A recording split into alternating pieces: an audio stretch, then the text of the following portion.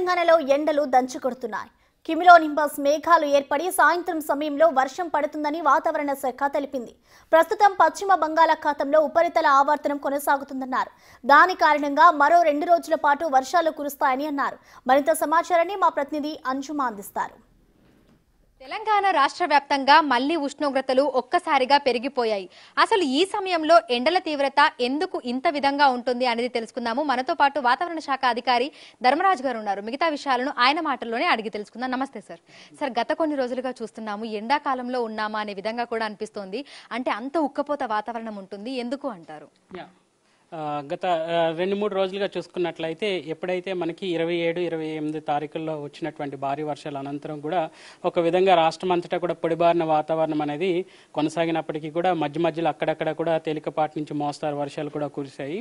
So ఈ రోజు కూడా ఆదిలాబాద్లో కనుక చూసుకున్నట్లయితే 8 సెంటీమీటర్ల వరకు కూడా ఈ రోజు కూడా వర్షపాత గణాంకాలు అనేవి నమోదయ్యి. ఒక విధంగా చూసుకున్నట్లయితే ఇటు తేమతో కూడిన గాలంతా కూడా ఇటు పశ్చిమ రాష్ట్రాల వైపు కదలడం వల్ల, అట్లాగే చూసుకున్నట్లయితే ఒక అల్పపీడనాలు కానీ చూసుకున్నట్లయితే ఉపరితల చక్రవాకాలు కూడా ఇటు పశ్చిమ రాష్ట్రాల వైపు కదలడం వల్ల మనకి ఒక విధంగా పొడిబారిన వాతావరణంతో పాటు ఒక విధంగా 1 డిగ్రీ వరకు కూడా ఈ యొక్క ఉష్ణ తీవ్రత కూడా పెరిగిందనే చెప్పొచ్చు. ఈ రోజు కనుక చూసుకున్నట్లయితే సుమారు ఖమ్మంలో 35 డిగ్రీల వరకు కూడా ఉష్ణ తీవ్రత కొనసాగుతుంది. అలాగే హైదరాబాద్లో కనుక చూసుకున్నట్లయితే 32.6 డిగ్రీల వరకు కూడా ఉష్ణ తీవ్రత అనేది కొనసాగుతుంది. దాదాపు తెలంగాణ రాష్ట్రంలో కనుక చూసుకున్నట్లయితే గరిష్ట కనిష్ట కనుక చూసుకున్నట్లయితే గరిష్ట ఉష్ణోగ్రతల దాదాపు అన్ని చోట్ల కూడా 1 డిగ్రీ వరకు కూడా పెరిగాయనే చెప్పొచ్చు. నైరుతి ఋతుపవనాల కాలంలో మనకి సుమారు కనుక చూసుకున్నట్లయితే సగటున మనకి 29 డిగ్రీల వరకు కూడా ఉష్ణ తీవ్రత నమోదవలసిన గణాంకాలు కనుక చూసుకున్నట్లయితే అన్ని చోట్ల కూడా ఆల్మోస్ట్ మనం చూసుకున్నట్లయితే ఉష్ణ తీవ్రత అనేది పెరిగిందనే చెప్పొచ్చు.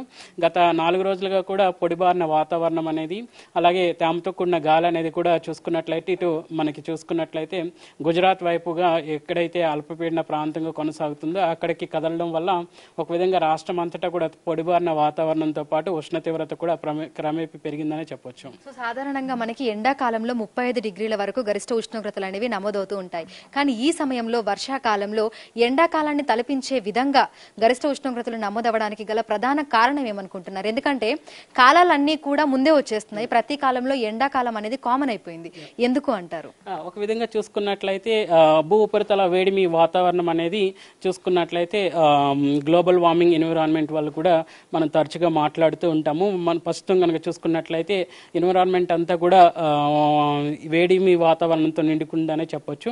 ముఖ్యంగా ఈ యొక్క విపరీతమైనటువంటి వేడిమి వాతావరణం అనేది ఎప్పుడైతే తేమతో కూడిన గాలి అనేది ఇటు ఉత్తర భారతదేశం వైపు కానీ ఇటు పశ్చిమ భారతదేశం వైపు కానీ వెళ్ళిపోయినప్పుడు ఒక విధంగా దక్షిణ భారతదేశం అంతా కూడా పొడిబారిన వాతావరణంతో నిండుకొని ఎప్పుడైతే నిండుకుంటుందో అప్పుడు మాత్రం పొడిబారిన గాలులు అనేవి రావడం వల్ల ఒక విధంగా ఎండ తీవ్రత కూడా పెరిగే అవకాశం అయితే కనిపిస్తుంది.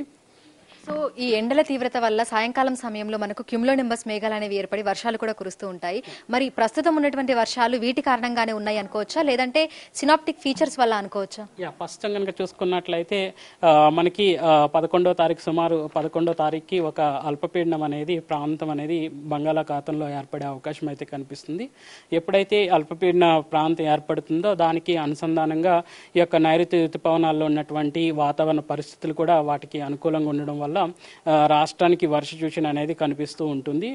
గత 4 రోజులుగా చూసుకున్నట్లయితే నైరుతి ఋతుపవనాల వర్ష సూచనలు కూడా ఇటు పశ్చిమ రాష్ట్రాల వైపు ఉత్తర రాష్ట్రాల వైపు అధికంగా కొనసాగడం వల్ల ఇటు చూసుకున్నట్లయితే మనకి హిమాలయ పర్వతాల దగ్గర కానీ ఇటు చూసుకున్నట్లయితే రాజస్థాన్ కూడా మనకి వర్షాలు అనేవి ఈ సంవత్సరం అధిక మొత్తంలో వచ్చాయి. ఇంకా గుజరాత్ ఏరియాలో కూడా గత 4 రోజులుగా కూడా భారీ వర్షాలతో గుజరాత్ కూడా ఒక విధంగా రాష్ట్రం కూడా కనిపించింది. సో తెలంగాణ రాష్ట్రంలో ఇంకా ఎంత వరకు మనకు వర్షాలు కురుస్తాయని చెప్పుకోవచ్చు? నైరుతి ఋతుపవనాల తిరోగమనం అనేది ఎప్పుడు మొదలవుతుంది?